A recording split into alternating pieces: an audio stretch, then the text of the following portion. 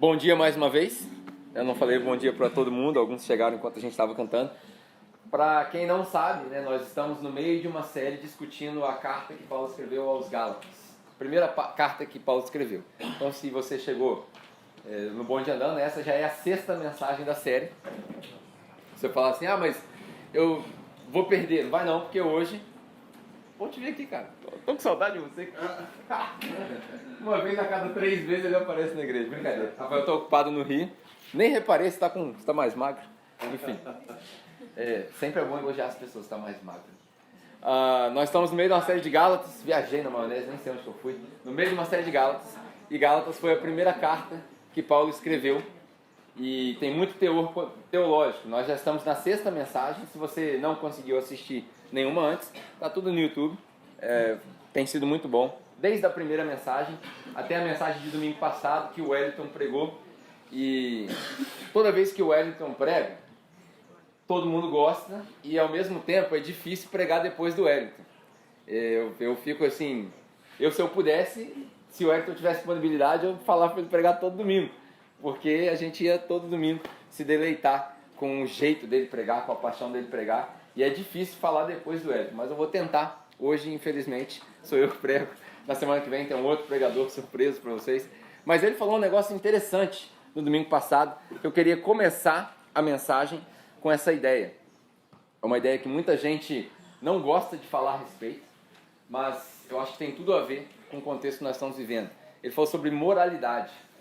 E hoje na nossa sociedade tudo é muito relativo. No momento que a gente toca no assunto moralidade, as pessoas assustam. Os crentes, então, acham que a gente vai começar a ficar religioso.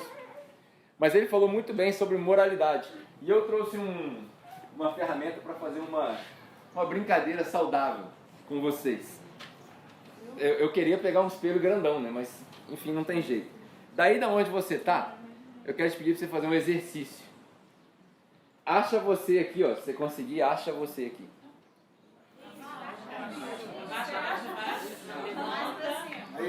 Vou passando assim. Não vai olhar dentro do olho do outro, né? Se olhar dentro do olho do outro, ele vai ficar com...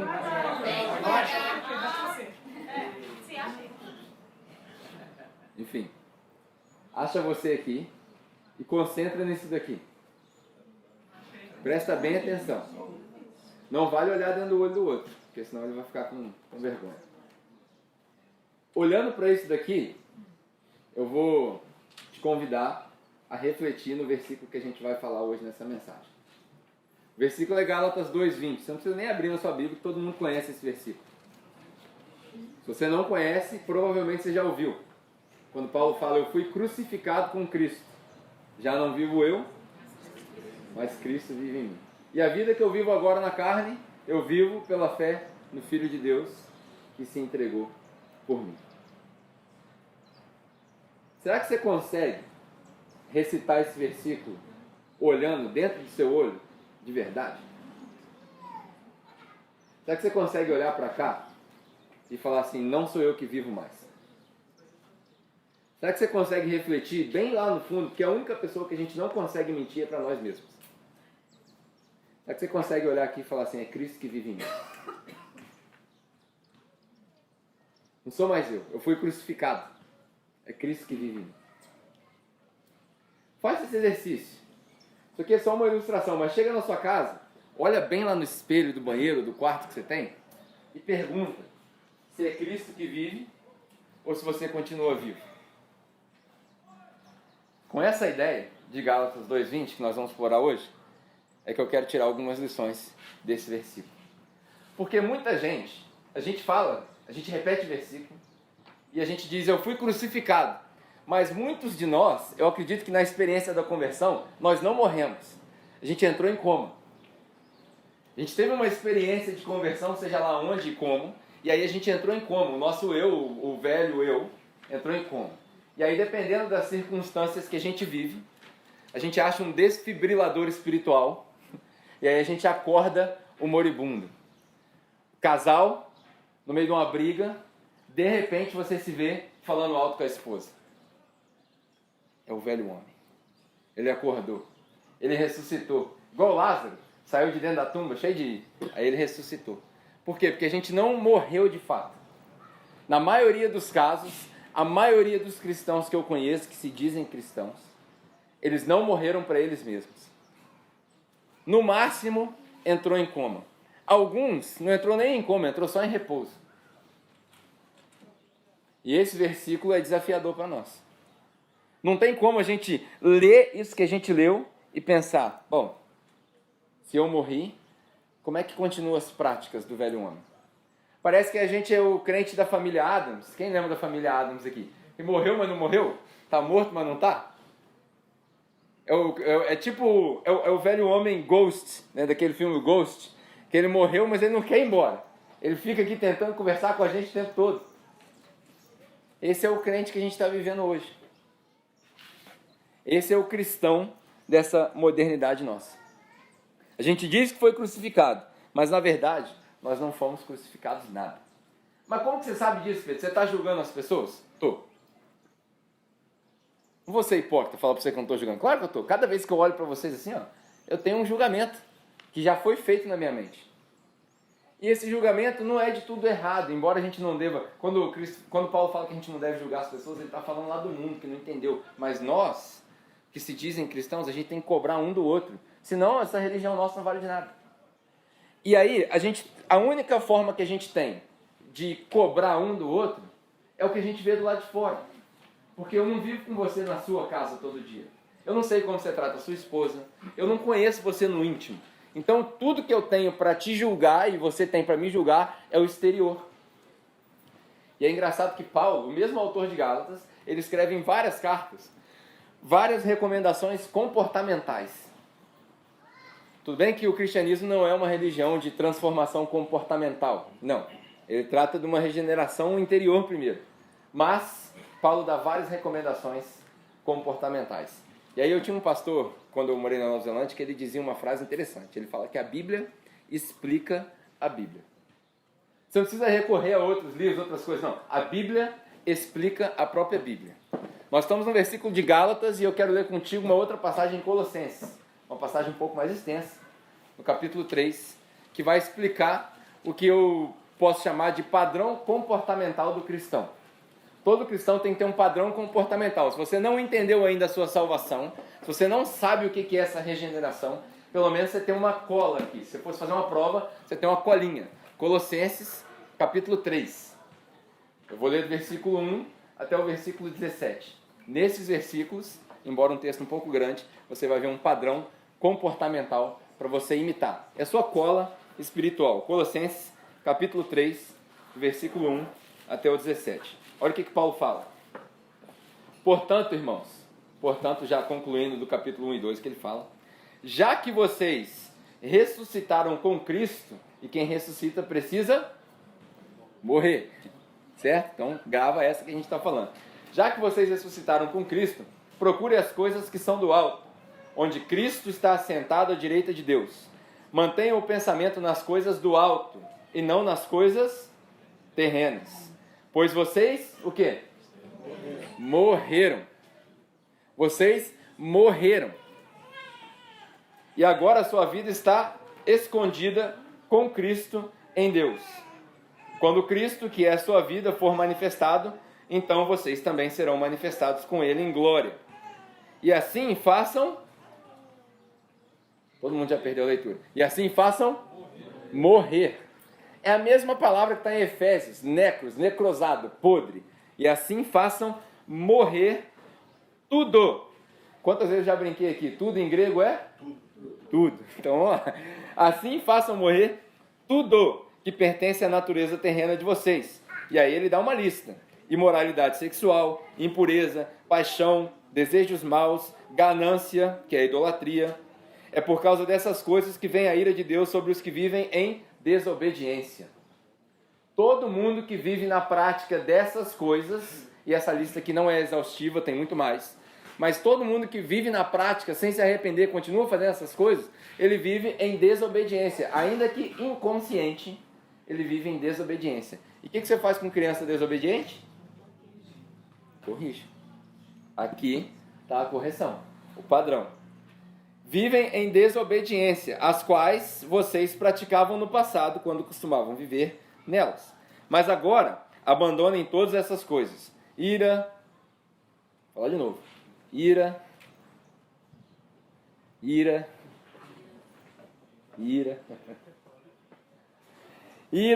indignação, maldade, maledicência, linguagem indecente no falar, não mintam uns aos outros, visto que vocês já se despiram do velho homem. Olha como é que Paulo olha para os Colossenses. Vocês já se despiram do velho homem. Ele já apresenta a ideia de que assim, ele não está mais aí. Ele não está mais aí. A gente vive um cristianismo tão falso que essas cartas aqui nem servem para nós. Você devia rasgar isso aqui. Não serve mais, porque ninguém está querendo obedecer essa parada aqui. E aí ele continua. Vocês já se despiram do velho homem com as suas práticas e se revestiram do novo, o qual é a imagem do seu Criador. Nessa nova vida já não há diferença entre grego e judeu, e aí basicamente ele quer dizer que não tem espaço para preconceito. No nosso meio não tem espaço para preconceito. É pobre, rico, preto, branco. A igreja, para quem não gosta de igreja, que é feita para acolher aqueles que a igreja não gosta. Quantos de nós estamos preparados? O irmão infelizmente foi embora, o Tiago. Quando a gente chegou aqui, ele estava deitado aqui. Quantos de nós viemos apertar a mão do cara e conversar com o cara? A igreja tem que estar preparada para essas coisas. Senão, nós não somos igreja. Continuando. Portanto, como povo escolhido de Deus, olha a categoria que Paulo coloca os pecadores. Gente ruim, igual eu e você. Como povo escolhido de Deus, santo e amado, revistam-se de profunda compaixão, bondade, humildade, mansidão e paciência. Suportem-se uns aos outros e perdoem as queixas que tiverem uns contra os outros. Perdoem como o Senhor lhes perdoou. Acima de tudo, porém, revistam-se do amor, que é o elo perfeito. Que a paz de Cristo seja o juiz em seu coração, visto que vocês foram chamados para viver em paz, como membros de um só corpo. Uma pergunta interessante. Você vive em paz? Você consegue dizer que você está em paz? A paz precisa reinar. E sejam agradecidos, habite ricamente em vocês a palavra de Cristo, ensinem e aconselhem uns aos outros com toda sabedoria, cantem salmos, hinos, cânticos espirituais, com gratidão a Deus, e em tudo que fizerem, façam como para o Senhor Jesus Cristo. E aí, por que eu comecei falando de moralidade? Quando o Wellington tratou disso semana passada. Como que o comportamento que você tem glorifica a Cristo? Como que a atitude que você tem em determinadas situações glorifica a Cristo? Nesse evangelho da liberdade que a gente exagera, como que essa liberdade que você tem glorifica a Cristo? É algo para a gente pensar. Quando Paulo escreve para os Romanos, uma outra carta muito densa, ele fala que a gente crucificou o velho homem para que nós não nos tornemos escravos do pecado de novo. Porque eu e você éramos escravos do pecado, a gente vivia preso no pecado. E quando Cristo veio para libertar, ele liberta do poder do pecado, da consequência do pecado. Nós éramos todos presos. Hoje você tem liberdade. Hoje você pode escolher fazer ou não fazer aquilo que desagrada a Deus. Antigamente nós estávamos presos, você não conseguia resistir. A graça de Cristo é isso, ela te liberta do pecado. Quando Paulo escreve para os Efésios, uma outra carta, a tal igreja perfeita, que não tinha problema, ele fala para eles que ele está ensinando, Efésios capítulo 4, Paulo fala, eu estou ensinando vocês a se revestirem do homem novo.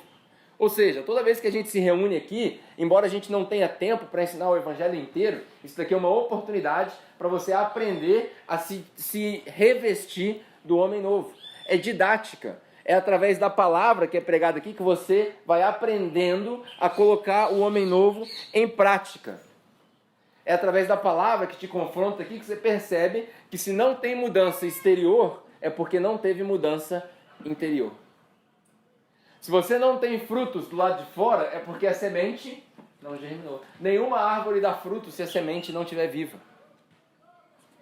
E a gente precisa entender que esse padrão comportamental tem que. Não é pode ser, tem que. Várias vezes a gente já falou desde o princípio da igreja, que a capela precisa ser uma igreja que é conhecida pelos seus membros. Eu não estou procurando fama a ponto das pessoas verem um vídeo do YouTube e falarem assim, aquele cara da capela. Ou eu não estou procurando escrever música bonita, embora seja muito legal escrever canções, para as pessoas reconhecerem a igreja pela música. Não, eu quero que você saia lá na vila, no seu trabalho, na sua escola, na hora que você estiver caminhando pela rua, na hora que alguém te der um troco errado e você, tá aqui o troco que você me deu a mais, quando a pessoa falar, esse cara é da capela, porque a igreja é conhecida pelos membros, porque essa é a igreja de Cristo. O seu testemunho. É por isso que Paulo tinha tanta confiança quando ele escreveu, aqui eu já citei para você, Gálatas, que foi a primeira carta, Colossenses, que é o padrão moral, Efésios, que era a igreja perfeita, Romanos, que foi a carta que criou a reforma protestante, e aí por último a pior igreja de todas, que é igual a nossa, né? A igreja de hoje em dia é igualzinha a pior igreja que existe na Bíblia, a igreja dos corintianos, quer dizer, dos coríntios. A igreja dos coríntios. Era a pior igreja que tinha. Os caras se envolviam com tudo que era de errado. Até traição dentro da própria família. O filho tendo relação sexual com a esposa do pai tinha. Um negócio que quando Paulo fala, ele fala, cara, nem os pagãos praticam essas coisas. É vergonhoso falar a respeito dessas coisas no meio dos pagãos. Essa igreja, Paulo escreve o seguinte, 2 Coríntios capítulo 5, versículo 17. Todo aquele que está em Cristo é uma nova criatura. Não é uma criatura arrumada. É uma criatura nova. Eis que tudo, em grego tudo é? Tudo. Tudo se fez novo. Não é só uma parte da minha vida. Não é só a carreira. Não é só a igreja. É tudo se fez novo. As coisas velhas se passaram. Tudo se fez novo. E aí voltando para Gálatas. A gente falou, eu fui crucificado. E aí Paulo continua, já não vivo eu, mas é Cristo que vive em mim. Muita gente acha que Cristo viver em mim quer dizer perder minha personalidade. Tem gente que defende que não. Você continua do jeito que você está, na sua personalidade. Eu, particularmente, sou eu. Não estou querendo dizer que isso é doutrina. Mas eu acho que a gente tem que ser totalmente transformado. Você tem que receber uma outra personalidade. Para quem gosta de exemplos pós-modernos da nossa cultura hoje, se você já teve a oportunidade de ver, você vai relacionar. Se você não teve, faça esse exercício e assista pelo menos o primeiro episódio de uma série no Netflix chamada Carbono Alterado. Faça esse exercício. Carbono Alterado. Assiste pelo menos o primeiro episódio. Nessa série, os cientistas lá do futuro descobriram uma maneira de tirar a consciência da pessoa. Eles chegaram à conclusão de que o ser era a consciência e eles conseguem remover a consciência daquela pessoa e transferir a consciência dele para um outro corpo. E aí, tem vários conceitos filosóficos que vão ser desafiados quando você vê, sua fé provavelmente vai se balançar, isso é bom para testar a sua fé. Mas nesse exercício, você percebe que a consciência do cara transferiu de corpo. Logo no primeiro episódio, você vê o cara, que é o personagem principal, recebe um corpo lá com habilidades militares e por aí vai. Foi exatamente isso que aconteceu contigo na conversão. Se isso não aconteceu contigo na conversão, é porque você não se converteu. Cristo não te encontrou ainda. Por quê? Paulo fala que nós recebemos a mente de Cristo. A gente recebeu a mente de Cristo, igualzinho o carbono alterado. E Paulo tinha propriedade para falar isso, porque Paulo sofreu uma mudança radical. Ele foi de perseguidor da igreja a plantador de igreja. Era o cara que matava os cristãos, correndo agora atrás para salvar os cristãos. Ninguém melhor que Paulo para falar assim, eu sofri uma mudança radical. Mudei completamente. Eu recebi a mente de Cristo.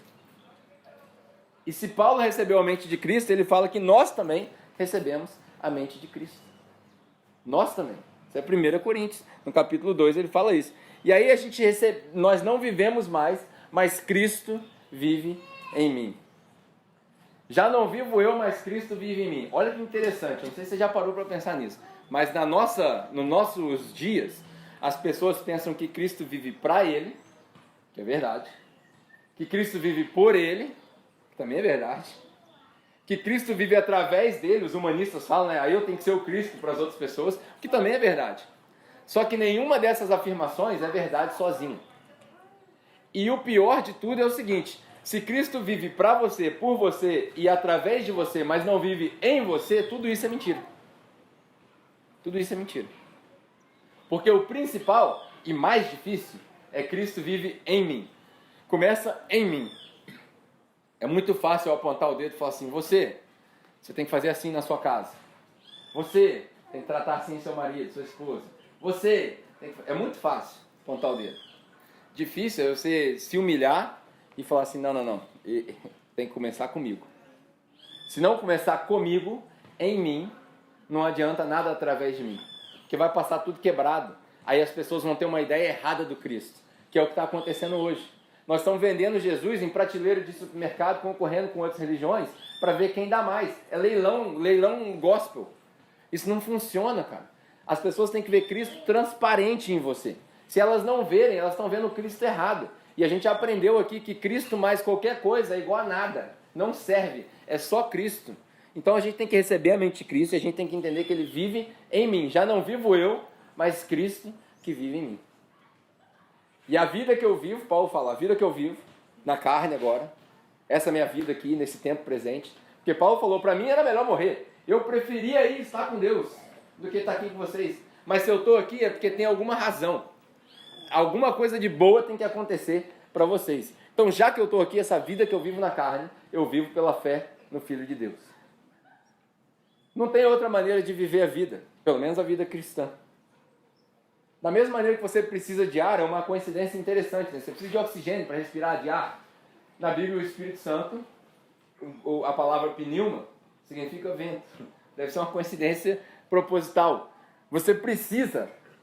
Se você quiser viver uma vida cristã, você precisa.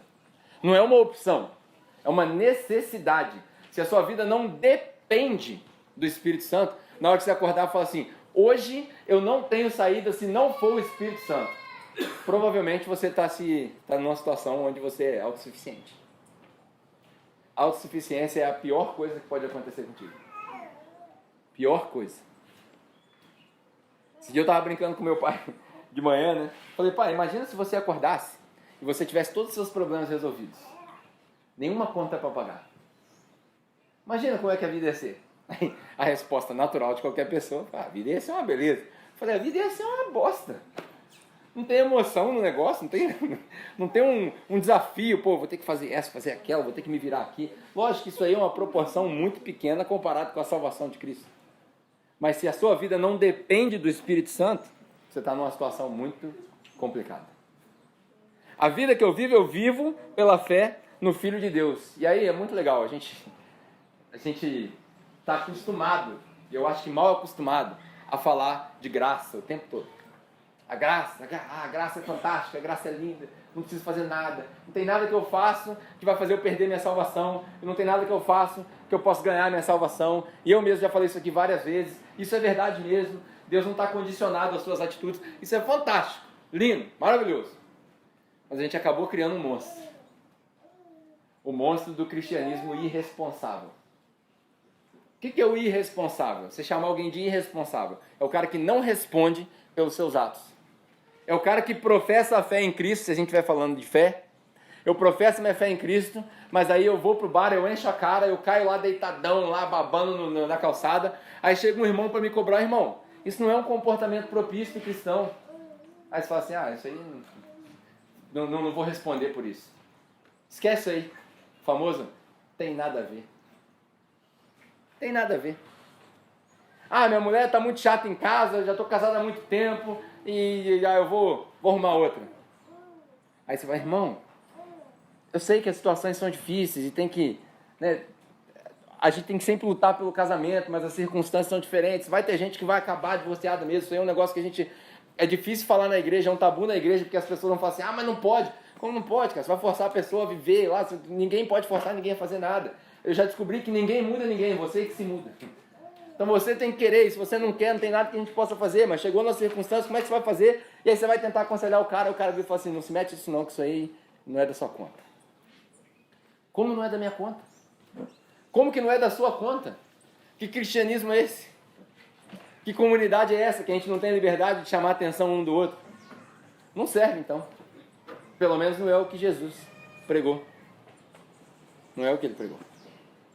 Independente do problema que você tenha, cara, a gente tem que... Essa responsabilidade precisa existir. Porque é o seguinte, a gente confunde as coisas. A responsabilidade de regenerar é de Deus. A responsabilidade de regenerar é de Deus. É só Deus. A gente já fez esse exercício aqui. Quem salva? Cristo. Quem regenera? Quem cura? E o homem faz o quê? A gente já viu isso aqui. Isso não é mistério para ninguém mais. A responsabilidade de regenerar é de Deus. Mas a minha e a sua responsabilidade é de demonstrar essa regeneração. A gente não pode falar assim, eu fui salvo, fui regenerado, vou cruzar os braços. Vou ficar aqui, vou viver minha vida, vou continuar do mesmo jeito. Não, cara.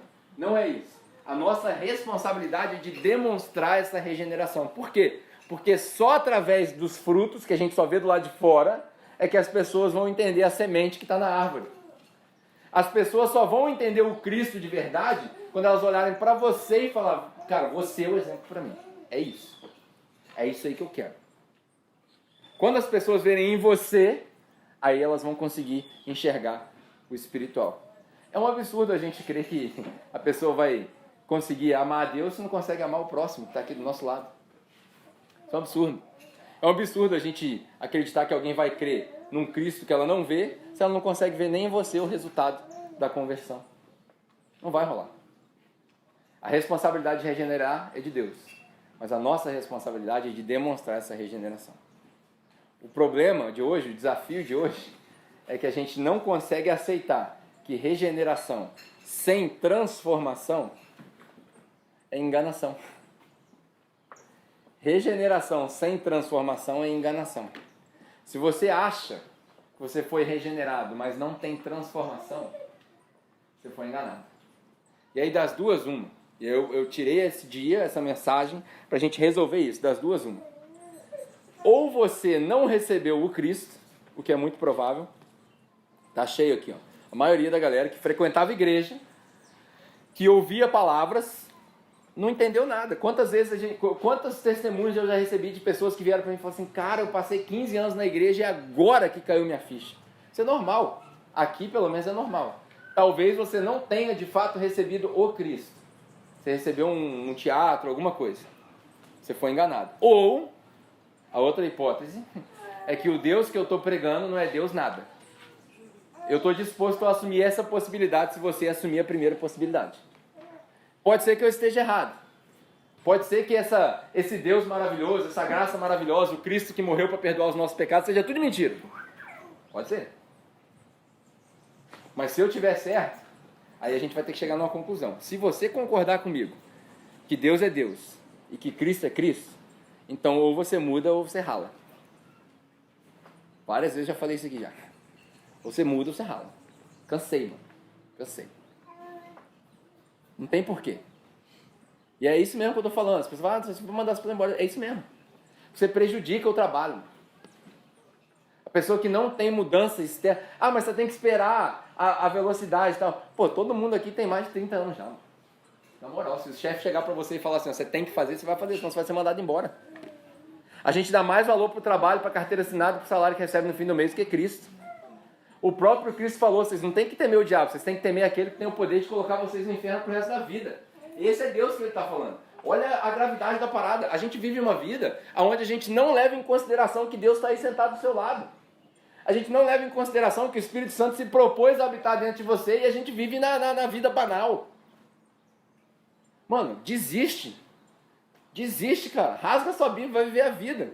Vive as orgias e tal. Como o próprio autor de Eclesiastes fala. Vive a vida, aproveita, é muito bom. Só lembra que no final das contas você vai responder. É muito bonito a gente pregar a graça. É fantástico. Eu amo a doutrina da graça. Mas você precisa entender que Deus é gracioso sim, mas Ele também é justo. Ele também cobra. Uma hora a gente tem que mudar. Ou você muda, ou a gente esquece. O próprio Elton falou muito bem, cara. Domingo passado ele falou, cristão com pecado de estimação. O que é isso, cara? Esse eu não consigo me livrar. Pô, Jesus que você serve é muito fraquinho. Não consigo me livrar desse pecado. Primeiro que a gente já entendeu tudo errado de pecado. Porque o pecado não é a atitude que você comete. O pecado é uma condição humana, não vai sair de você nunca. É uma batalha infindável. E se você não se dispor a batalhar, na verdade você não entendeu nada. A vida com Cristo não é uma vida fácil. Não é uma vida que resolve tudo. É difícil, mano. É difícil. Por isso que quando Jesus falou assim, se não comer da minha carne não tem jeito, os caras falaram, essa pregação aí é muito dura. Os caras foram embora. Ninguém quer seguir Jesus falando isso daí. Aí Jesus vira para os caras e fala, vocês querem ir embora também? Então eu estou te fazendo esse convite, mano. Ou você muda, ou você rala. Porque atrapalha. Porque as pessoas vêm aqui, passa ali no caminhozinho bonito da igreja mais bonita da face da terra, que é essa aqui, quando chega aqui fala assim, ih, aquele cara tá lá, mano. Essa igreja aí não é séria, não. Na moral, eu sou sério, cara. Dá muito trabalho isso. Tem que ficar, toda semana tem que ficar conversando com um, com o outro. Não, mas não é assim. O cara é novinho na fé. Que novinho na fé, rapaz? Conheço o cara, tem 15 anos de igreja. Então, ou a gente muda, ou a gente rala. Mas você vai fazer melhor, cara. Pra que você está gastando seu tempo aqui vindo domingo? Se você não quiser mudar, não tem porquê. Vim até aqui. E aí, cara, quando eu vejo essas coisas do cristão com pecado, né, de estimação, eu vou confessar um negócio pra vocês. Já tô acabando já. Deixa eu ver que horas são. Tô acabando. Vou confessar um negócio pra vocês. Toda vez que eu recebo uma mensagem... Ontem mesmo eu recebi uma mensagem, cara, de um pastor antigo, tradicional. O cara falando pra menina lá, falou, você tá indo nessa seita? Me deu vontade, na moral, me deu vontade de pegar o telefone e ressuscitar o velho homem. E aí eu falei, não. Aí minha esposa virou pra mim e falou assim, você tem que ir lá, pega 2 testemunhas, modelo bíblico, pega 2 testemunhas e vai lá. Eu falei, pra quê? O que eu vou fazer lá? Vou convencer o modelo bíblico, né? Pega 2 testemunhas e vai lá. Pra quê, mano? Pensei, depois que o Espírito Santo acalmou minha consciência, falei, vou não, perder meu tempo. Tem um ditado que diz que você não consegue ensinar truque novo para cachorro velho, né? Não, deixa lá, mano.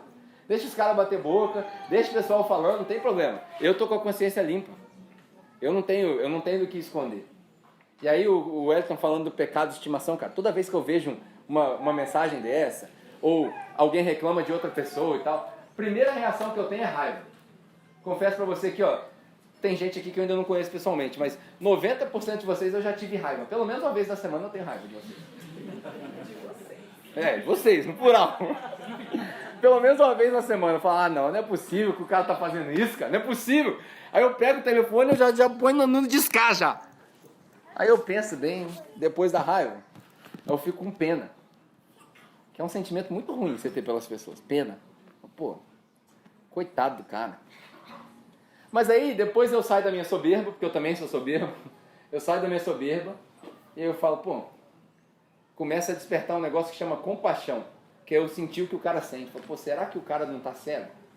Será que ele não está interpretando de uma maneira diferente? E aí, de compaixão, eu tenho que perdoar. Sabe por quê? Eu lembro que, se você me permite usar a palavra, eu já fui igual a você. Se você está em seu pecado de estimação. Eu já fui burro, igual você. Já fui ignorante. Já fui arrogante. Continua um pouquinho ainda. Já fui imbecil. Já fui, ou achava que era autossuficiente. Não precisa de ninguém. Eu já fui isso. Na verdade, nas palavras de Paulo, eu já fui menino. E quando eu era menino, o que Paulo fala?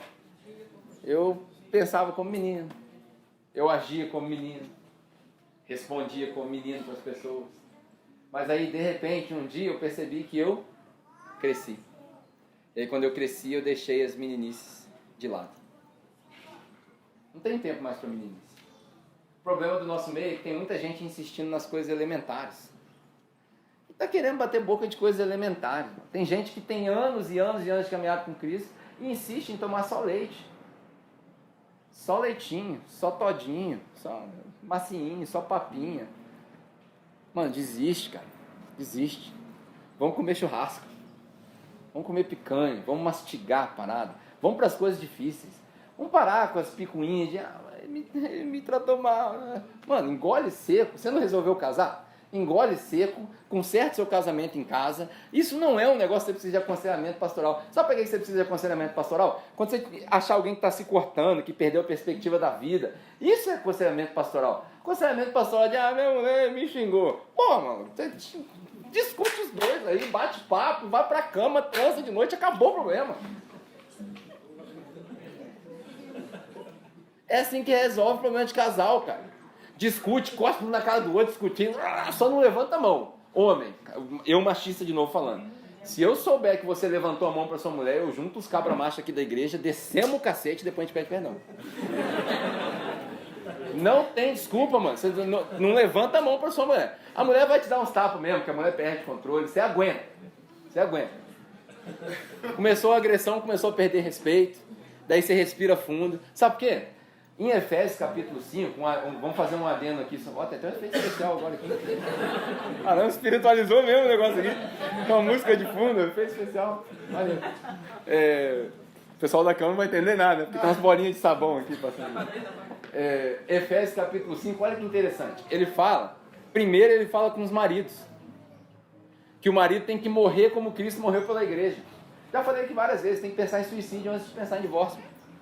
Ah, mas aconteceu na minha situação, eu sei, cada situação é uma situação, mas enquanto você tem força para lutar, você luta. E a mulher tem que respeitar o marido como a igreja respeita a Cristo.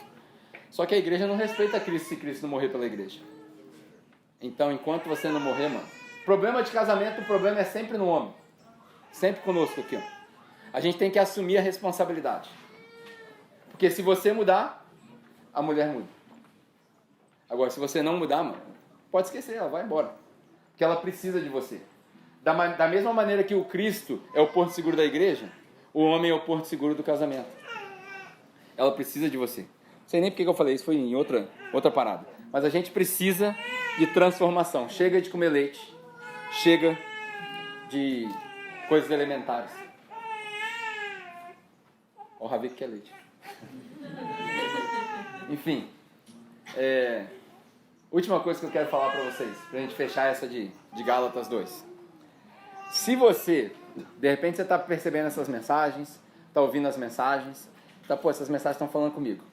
Essas mensagens estão chamando a minha atenção. O que eu faço agora? O que eu vou fazer com isso? Essa é a hora que você se arrepende. Quando o Pedro pregava, que as pessoas falam, o que eu preciso fazer para herdar o reino dos céus? É a hora que você fala assim, se arrependa. Essa é a hora. Ah, mas como que faz isso? É aí que está o detalhe. Se arrepender é impossível. Se depender de você só. Você precisa se arrepender. E aí às vezes você está assim, pô, mas eu já vou na igreja, não tem pão. Como assim? Me arrepender é aquele negócio de levantar a mão, fazer uma oração? Não. Arrepender significa sentir dor pelo que você fez e tomar uma decisão pelo que você vai fazer. Olha o contraste. É doer pelo passado. Doeu, pô, fiz errado. Mas é decidir pelo que há de vir ainda. Não, daqui para frente eu não faço mais. Não é à toa que Jesus falou, vai e não peques mais. Jesus não falou, vai e volta com o mesmo pecado que eu vou ficar esperando aqui. Não. É vai e não peques mais. Então a gente precisa se arrepender de fato, deixar as coisas do velho homem para trás. Que é difícil? Vai durar a vida inteira? Vai. Mas esse é o desafio de Cristo. A gente precisa se arrepender e entender que esse arrependimento tem que ser genuíno. Eu tenho que mudar. Aí você está assim, mas essa mensagem aí não é a mensagem que estou acostumado a ouvir na capela, que pode tudo. Pode mesmo. Muita gente fala assim, mas você fala isso para a igreja? Fala. Porque no meu entendimento vocês já são maduros. Você pode mesmo, você pode fazer o que você quiser. Nada que você fizer vai destruir com a sua salvação. Nada, nada, nada. Deus não está preocupado com a cachaça, Deus não está preocupado com nada disso. Só que o fato é, quem faz essas coisas, na verdade, não foi salvo. Porque quem foi salvo não tem vontade de fazer essas coisas. Porque você agora é uma criatura nova. Os desejos são novos. A vontade é nova. A mente é nova. Essa é a diferença. Então você precisa se arrepender. Se esse é você, se essa mensagem está se encaixando, você precisa se arrepender. E eu quero te dar uma oportunidade de se arrepender. Não vou pedir para você levantar a mão.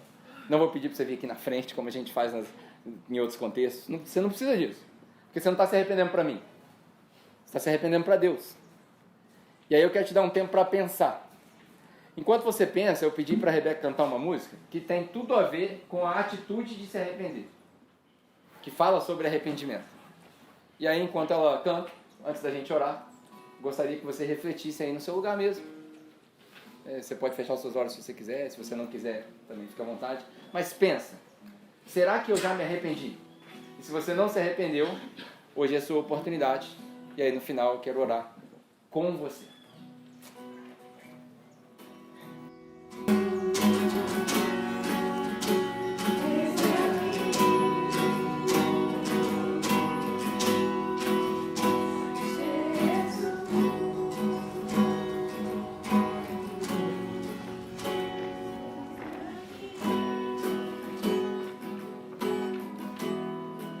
Irmão, se há alguém entre nós aqui que deseja se arrepender, essa é a sua hora. Aí mesmo no seu lugar, você não precisa levantar a mão, você não precisa se expor, mas você precisa tomar uma decisão. 2 coisas: se render a Jesus. É simples, se render a Jesus. Se esse for o seu caso, eu tenho certeza que Deus recebe de braços abertos o seu arrependimento. Se você quiser aprender mais a respeito desse Deus que te recebe, a gente tem Bíblia lá atrás para você começar a sua jornada. É um presente para você. Procura a galera que fica ali atrás e a gente vai ter um prazer de te dar a Bíblia, te recomendar algumas leituras e tentar te auxiliar à medida que você caminha com Cristo. E para nós que talvez já estivéssemos arrependidos, que sirva de lembrete. Já não vivo o eu, mas Cristo vive em mim. Que essa seja a frase dessa série: Cristo vive em mim. Amém? Amém, igreja? Amém. Amém. Vamos ficar de pé para nós orarmos mais uma vez?